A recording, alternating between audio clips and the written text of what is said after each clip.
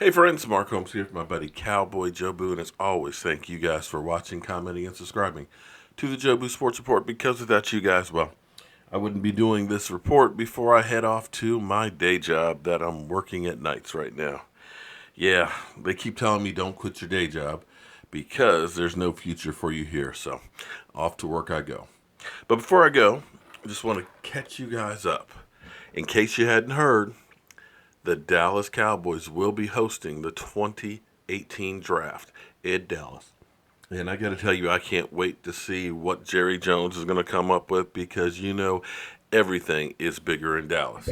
Hopefully, it'll definitely be better than the Super Bowl that was there in Dallas, where there was a few problems about some seating. So hopefully, we'll have the seating situation squared away and don't have any problems with that. The great news: Shawn Lee is back at practice.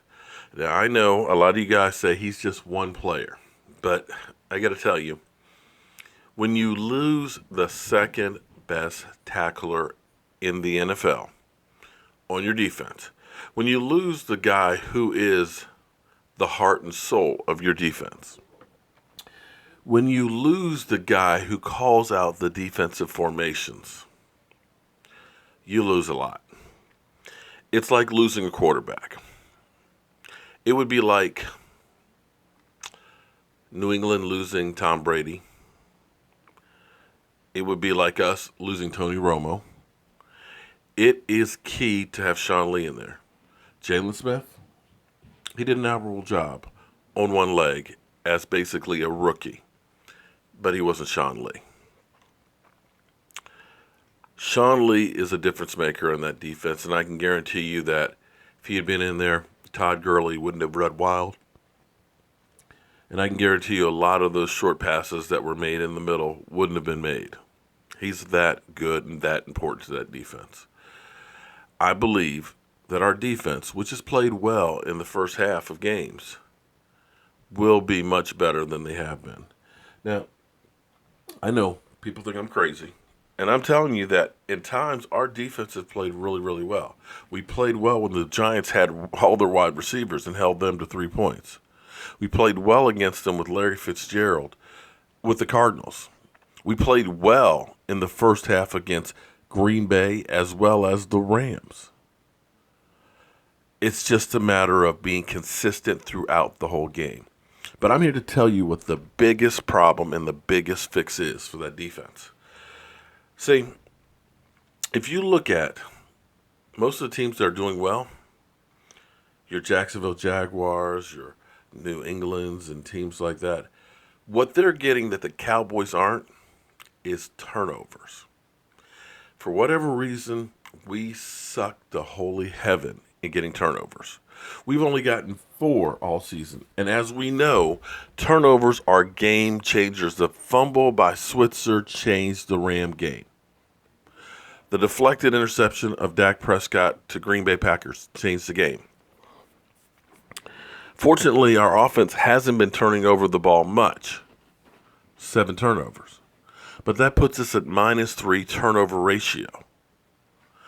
And when you're a team like Jacksonville and you get 16 turnovers in the first 6 games, that's more opportunities for your offense, less opportunities for the opposition. More chance you can have a game swinging, momentum changing play. We have to get that.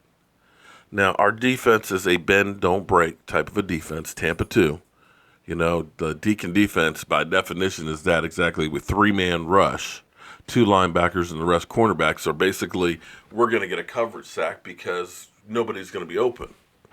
But I believe if we get more aggressive, we start hitting that quarterback more, that we'll get those turnovers, and that will help our offense. The second thing we need to do, ball control. We got to get back to running the football well. And Zeke Elliott, that means you got 2 more games at least. You've got to be rocking and rolling and running out that clock to help the defense. Clearly, the last 2 games, they ran out of steam. They were just on the field too much.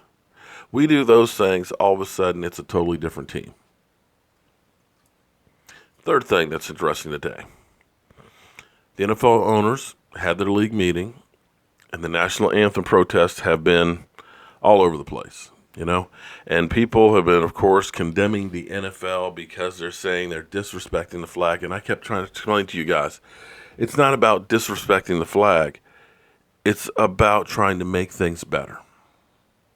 I did a video here a week or two ago and said, Roger Goodell, what you do is you work with the players to make a difference with their concerns. You go do work in the community. You get them a reason to want to stand up and be proud of the league helping out to fix some of the injustices.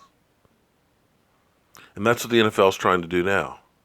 And that, to me, is a great thing, because it's a protest is about making awareness and a driver for change. It's not about saying F you to anybody.